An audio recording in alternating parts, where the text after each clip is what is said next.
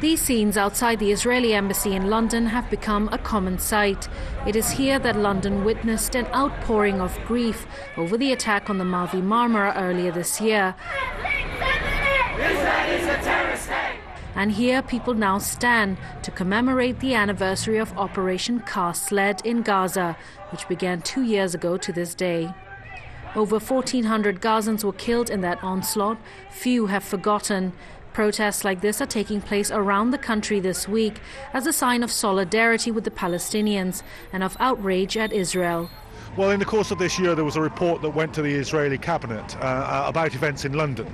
And they said, look, we've got a problem with London. It's the centre of pro-Palestinian activities. That there is what they call a red-green alliance, an alliance that is between the left and the Muslims in this country, which is stronger than elsewhere. And in the next 12 months, I hope that that alliance stays strong, that we continue to campaign both to bring the troops out of Afghanistan and against Israel's activities against the Palestinians.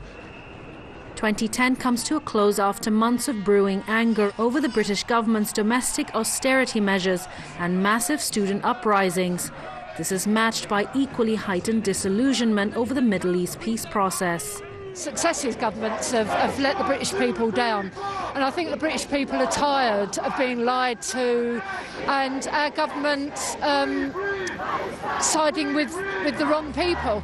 Well, my friends in Palestine tell me it means a great deal to them. They appreciate it because it's important for them to know that they're not forgotten, that people are aware of what they're going through and that other people care. 2 years ago, as Gaza was being bombarded, protests here turned violent and dozens were later arrested and given jail sentences. This sent shockwaves through the pro-Palestinian movement here.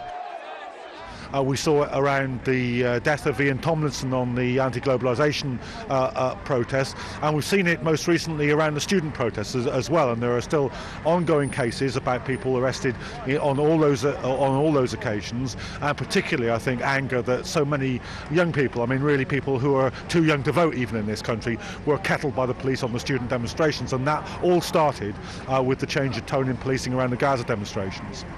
The protest here in London has come to an end and the organisers are fairly happy. They had a good turnout today.